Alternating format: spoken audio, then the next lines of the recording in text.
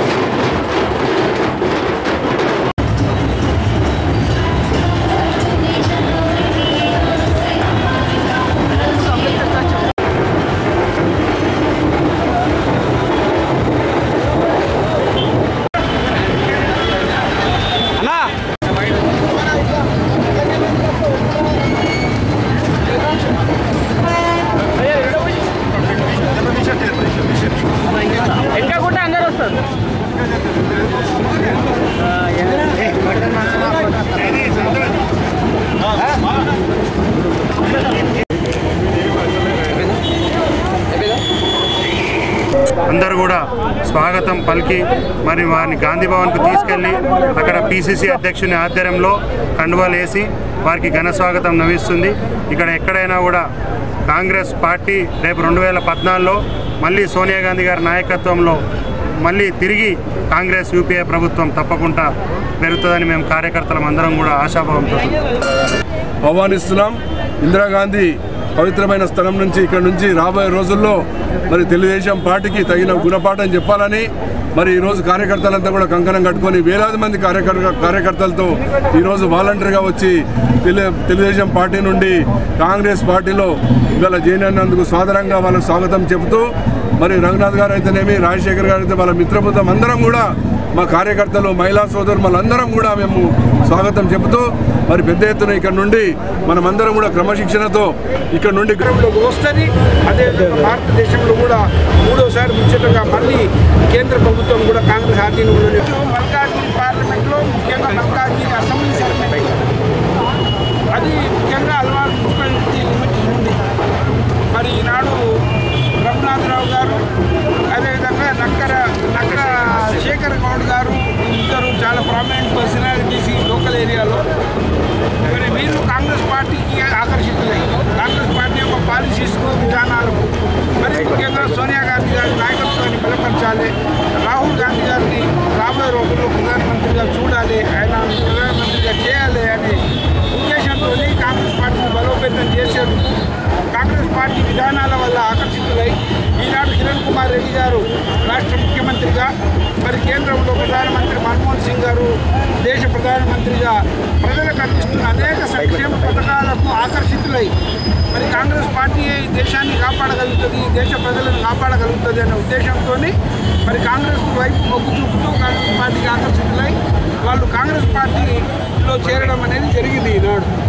మరి వారిద్దరైనా వచ్చినప్పుడు వాళ్ళు ఎంబడి కొన్ని వేల మంది జనాన్ని ఈనాడు మిగతా పార్టీలు అన్ని పార్టీల వాళ్ళందరినీ కూడా కాంగ్రెస్ పార్టీలోకి తీసుకురావడం అనేది జరిగింది. మరి మంచి నాయకులు వాళ్ళు they are very good assets to the organisations. వాళ్ళు వ్యక్తులు కాదు, వాళ్ళు కూడా మంచి శక్తి గల నాయకులు. ఇప్పుడు మాకున్న నాయకులు ఆల్రెడీ ఉన్నారు. మా ఎమ్మెల్యే గారు అయితేనేమి, మాకు లోకల్గా ఇక్కడ మరి శ్రీధర్ అయితేనేమి, అదేవిధంగా శ్రీధర్ గౌడ్ అయితేనేమి, వీళ్ళే కాకుండా ఇంకా చాలామంది నాయకులు ఉన్నారు. వాళ్ళకు తోడుగా వీరిద్దరు రావడం కూడా కాంగ్రెస్ పార్టీ ఇంకా కూడా బలోపేతమైంది. తప్పకుండా ఇదే విధానము యావత్ ఆంధ్ర రాష్ట్రంలో కనబడుతుంది. మొన్న మనం లోకల్ బాడీ ఎలక్షన్స్ తెలిసినప్పుడు అది కోఆపరేటివ్ ఎలక్షన్స్, అదేవిధంగా ఇప్పుడు లోకల్ బాడీస్ రాబోతున్నాయి. దాంట్లో కూడా అన్ని సీట్లను యావత్ ఆంధ్ర రాష్ట్రంలో మనం కైవసం చేసుకునే పరిస్థితి ఉంది. ఈనాడు కాంగ్రెస్ పార్టీకి ఆల్టర్నేట్ పార్టీ లేదు. సోనియా గాంధీ గారి నాయకత్వానికి ఆల్టర్నేట్ లీడర్షిప్ ఈ దేశంలోనే లేదు. మరి ముఖ్యంగా అమ్మగారు నియమించింది మరి కిరణ్ కుమార్ రెడ్డి గారిని. ఆయన ఎంతో సమర్థవంతంగా మరి పరిపాలిస్తున్నాడు, మిస్టర్ క్లీన్గా. అదేవిధంగా most capable, competent and efficient అడ్మినిస్ట్రేటర్గా ఈనాడు ముఖ్యమంత్రి గారు చాలా చక్కటి పనిచేస్తున్నారు. కాబట్టి యావత్ ఆంధ్ర రాష్ట్రంలో ప్రజలందరూ కూడా కాంగ్రెస్ పార్టీ వైపే మొగ్గు చూపుతున్న సంగతిని ఈ సందర్భంగా తెలియజేస్తున్నా. అదీ కాకుండా మొన్న పుట్టిన పార్టీలు ఉన్నాయి, చిన్న చితక పార్టీలన్నీ కూడా. అవన్నీ పార్టీలు కూడా ఇప్పుడు కనుమరుగైపోయే పరిస్థితి ఉన్నాయి. ఏ విధంగా అయితే పుట్టుకుంటూ వచ్చినాయో ఆ విధంగానే గతంలో కలిసిపోతూ ఉన్నాయి, మనం గమనిస్తూనే ఉన్నాం. కానీ కాంగ్రెస్ పార్టీకి 157 ఏళ్ళ చరిత్ర ఉన్నది. కాబట్టి ఈ పార్టీ ఈ దేశాన్ని కాపాడగలుగుతుంది, ఈ దేశ ప్రజలకు ఈ పార్టీ అవసరము అన్నది ప్రజలందరూ కూడా గమనిస్తూ సోనియా గాంధీ గారిని, రాహుల్ గాంధీ గారి యొక్క నాయకత్వాన్ని బలపరుస్తూ మరి ఈ దేశంలో ప్రజలందరూ కూడా సమాయత్తం అవుతున్నారు. ఆ విధంగా మన రాష్ట్రంలో కూడా మూడోసారి ముచ్చటగా హ్యాట్రిక్ మనం కాంగ్రెస్ పార్టీ అధికారంలోకి వస్తుంది. అదేవిధంగా భారతదేశంలో కూడా మూడోసారి ముచ్చటగా మళ్ళీ కేంద్ర ప్రభుత్వం కూడా కాంగ్రెస్ ఆధీనంలోనే ఉంటుంది అన్న నమ్మకం ఇంకా బలపడుతున్నది. ప్రజలు ఆకర్షితులవుతున్నారు.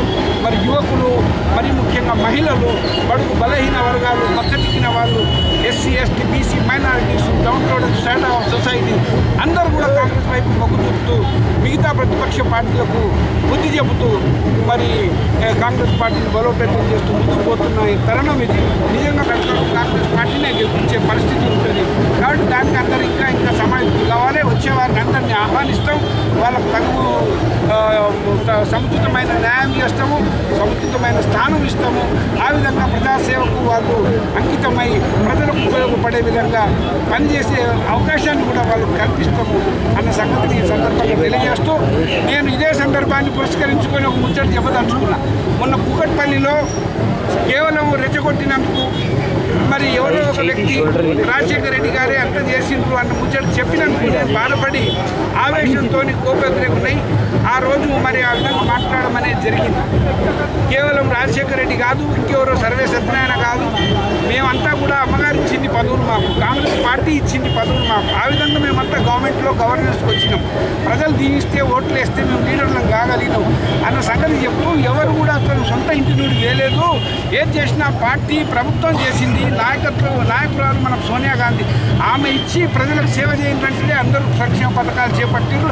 ఆ రోజు రాజశేఖర రెడ్డి గారు చేశారు, ఈ రోజు కిరణ్ కుమార్ రెడ్డి గారు చేస్తున్నారు. ఆ రోజు నుండి ఈ రోజు వరకు మన్మోహన్ సింగ్ గారు చేస్తున్నారు. ఇవన్నీ కూడా కేవలం సోనియా గాంధీ గారి ఆదేశాల మేరకే చేస్తున్నారు అన్న సంగతి నేను చెబుతూ రాజశేఖర రెడ్డి గారి గురించి నేను ఆవేశంలో ఒక మాట మాట్లాడడం అనేది జరిగింది. అది ఏంటి అంటే మరి ఆ విధంగా దౌర్భాగ్య పరిస్థితుల్లో ఆయన చనిపోవడము, మనల్ని అందరినీ విడిచిపెట్టిపోవడము అన్న విషయము ఘోరాతి ఘోరమైన చావుకు ఆయన మరి బాధ్యుడైంది కదా, ఆ విధంగా చనిపోవలసి వచ్చింది అన్న దానికి ఆవేశంలో నేను ఆ విధంగా మాట్లాడిన. అంతేగాని కావలసుకొని ఆయనను కించపరచడమో ఆయన ఆత్మను క్షోభించే విధంగా చేయడంకో నేను అట్లాంటివి చేయలేదు. ఆయన మంచి పేరు తెచ్చుకున్నాడు. కానీ దురదృష్టం ఏంటంటే తన కొడుకుకు కుటుంబానికి ఆ విధంగా ఎనలేని సంపదను చేకూర్చిపోయాయి కదా, ఈ రాష్ట్రంలో ఉన్న ప్రజలందరినీ కూడా దోచుకొని ఆ విధంగా అంత డబ్బులు చేసుకునే కదా, ఎవరు చేయని పని ఆయన చేసిండు అన్న సంగతి చెబుతూ మరి అట్లాంటి సాగు చనిపోయేది లేకుండే అన్న. అది నేను ఆవేశంలో మాట్లాడిన విషయమే, మనస్ఫూర్తిగా లేకపోతే ఉద్దేశంతో మాట్లాడింది కాదు. ఆయన ఆత్మను శోభించినట్లు అయింది. నేను దానికి చింతిస్తున్నా, బాధపడుతున్నా. నేను కాదు, నా భార్య పిల్లలు కూడా ఆ విధంగా మాట్లాడింది. చనిపోయిన వారి గురించి మాట్లాడే హక్కు మనకు లేదు. ప్రతి ఒక్కరికి చావు అన్నది వస్తుంది. ఆ రోజు రాజశేఖర రెడ్డి గారు చనిపోయినారు, ఇంకా చాలామంది దేశంలో చనిపోయారు. ఈరోజు నేను ఉన్నా, ఇంకా ఎంతోమంది ఉన్నాం. ఎవరికి ఎట్లాంటి సాగు వస్తుందో తెలియదు. ఆ దేవుడే పుట్టిస్తాడు, ఆ దేవుడే తీసుకుపోతాడు. కాబట్టి నేను వేరే విధంగా ఆయన మనసు బాధపడి వాళ్ళ కుటుంబ వ్యక్తుల యొక్క మనసును బాధపరిచే విధంగా లేకపోతే రాజశేఖర రెడ్డి గారిని అవమానించి కించపరిచే విధంగా నేను మాట్లాడలేదు. ఆవేశంలో ఆ విధంగా నేను నోరు జారవలసి వచ్చింది. దానికి నేను చింతిస్తున్నా. అవన్నింటినీ కూడా నేను ఆ మాటలను వాపసు తీసుకుంటున్నా. అయితే ఒక విషయం ఈ సందర్భంగా తెలియజేసేది ఏంటంటే కొందరు రాజశేఖర రెడ్డి గారి పార్టీలో ఉన్న ఎమ్మెల్యేలు వాళ్ళు ఏం చేసిండ్రంటే రాజశేఖర రెడ్డి గారే సర్వే సత్యనారాయణ గారికి జనరల్ సీట్ ఇచ్చిండు, మరి గెలిపి ఇచ్చిండు, అది ఇవన్నీ చెప్పిండు. కానీ అది వాస్తవం కాదు. ఈనాడు రాజశేఖర రెడ్డి గారికి పదవి ఇచ్చినా, నాకు పదవి ఇచ్చినా, లేకపోతే ఇంకా ఎవరికైనా ఎమ్మెల్యేలు మంత్రి పదవులు ముఖ్యమంత్రి పదవులు ఇచ్చినా అవన్నీ కాంగ్రెస్ పార్టీ ఇచ్చింది, సోనియా గాంధీ గారే ఇచ్చిండు. ముఖ్యంగా రాజశేఖర రెడ్డి గారు ఇప్పుడు నేను చెప్పొద్దు చనిపోయిన ఆయన గురించి, ఆయన మాత్రం నాకు సీటు లేకుండా చేసిండు. డీలిమిటేషన్స్ రిజర్వ్ సీటు హైదరాబాద్ సిటీలో లేకుండా చేసిండు. అదే కాక జనరల్ సీట్ అన్నప్పుడు కూడా అది ఇవ్వకుండా చూసిండు. అయినా కానీ మళ్ళీ సీట్ తీసుకొచ్చిన తర్వాత నేను 2 లక్షలతో గెలుస్తాను అని లక్షకే గెలవగలిగిన. అప్పటికి కూడా సాబిటైజ్ చేసిట్లు ఆయన పాత్ర ఉండింది. ఇప్పుడు చనిపోయిన ఆయన గురించి ఆ మాట మాట్లాడడం కాదు, ఆయన చేసింది ఏం లేదు, ఎప్పుడు వ్యతిరేకం చేస్తూనే ఉంటాడు. అయినా నేను ఆయనను బలపరుస్తూ వచ్చిన, ఆయన గొప్పగా మాట్లాడుతూ వచ్చిన ఆయన గురించి అనేక సార్లు. కానీ దురదృష్టం ఇట్లాంటి పరిస్థితులు వచ్చినాయి. ఏదేమైనా ఆయన చావును అకాల మరణానికి ఆ విధంగా భాష నేను వాడడం కూడా అది మంచి పద్ధతి కాదు, నా హోదాకు తగ్గింది కాదు. కాబట్టి నేను అది విత్డ్రా చేసుకుంటున్నా, ఆ మాటలు వెనక్కి తీసుకుంటున్నా. ఎంతమంది అయితే ఆయన అభిమానులు ఉన్నారో, వాళ్ళ కుటుంబ సభ్యులు ఉన్నారో వాళ్ళందరి మనసును గాయపరిచినట్లు అనిపించింది. కాబట్టి నేను చింతపడుతున్నా. నా కుటుంబ వ్యక్తులు కూడా గాయపడ్డా, వాళ్ళ మనసులు గాయపడ్డది, నా మనసు గాయపడ్డది. కాబట్టి ఇద్దరితో ఇక్కడికి సమస్య పోయినట్టుంది. దీన్ని నేను ఆ వర్డ్స్ వెనక్కి తీసుకుంటున్నా, చింతిస్తున్నా అని ఈ సందర్భంగా తెలియజేస్తున్నాను.